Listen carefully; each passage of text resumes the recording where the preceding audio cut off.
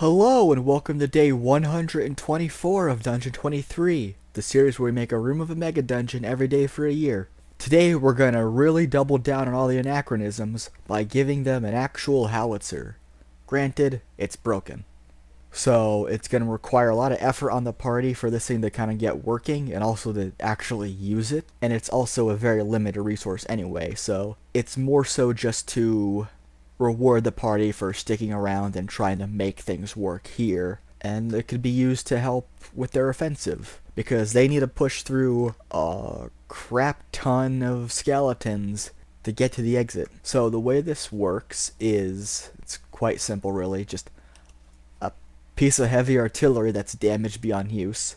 It's gonna take a very high DC of 21 with Tinker's tools to get it repaired, and that's just to repair it so it's operational. Once you actually have it like repaired and operational, to actually use it to like target something so you don't just blow yourself up or accidentally blow up on something completely unrelated to what you're targeting. To get the coordinates right, you're gonna need a DC 18 intelligence check. And once you actually like do the calculations, you figure out where you need to aim, then you're gonna need a DC 16 strength check to actually like adjust it, crank the handles, all that stuff to kind of put it in the right direction. So it's gonna really encourage like 2 or more people really working together to get this thing operational to its full capacity.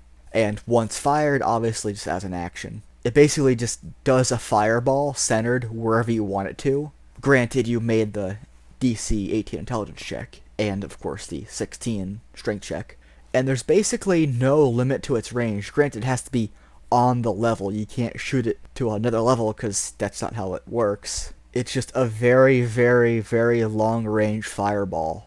And there is like a delay to account for like the air travel of it, this shell that's launching. And it goes off at the end of the user's next turn. Basically the guy who actually fired it, at the end of his next turn, that's when it goes off. When it lands, I should say. And that's basically how it functions. The only 2 things else is it cannot fire within 60 feet of itself. Basically because it only goes up so high, you can't shoot up and straight down. That's, pretty intense. It just mechanically can't do that unless you like do some really, really good Tinker Tools rules to modify it further, but that's gonna be a lot more involved in the party's point. You have to basically get more resources to actually physically do it, or maybe Smith's tools to like make the parts to do that.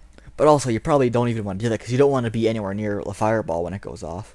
And it also has 1d4 shells. Now, 4 fireballs is really good, but also it requires like 3 checks to make and like 2-3 people to do. And you can't take it with you. This thing's massive. You can't really fit it through any of these trenches.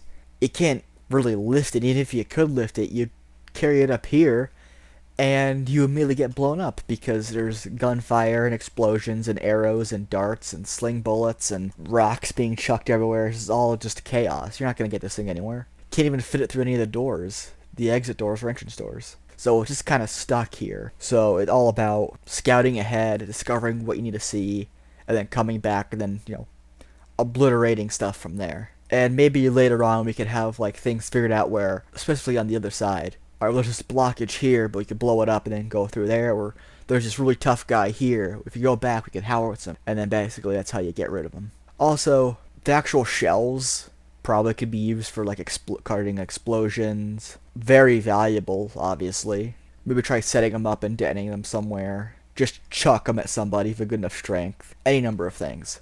And yeah, that's basically the room. It's trying to keep in theme with the floor and doubling down all the anachronisms, because that's what I like in my D&D games. So yeah, if you like the video, then consider liking, commenting, and subscribing, so that way these videos will show up in your recommendations more often. There's also a little bell icon next to the subscribe button to turn on notifications, but whether or not that works, I don't know.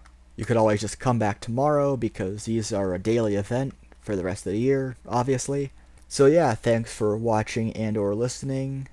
I apologize for the poor quality. They're not going to get any better.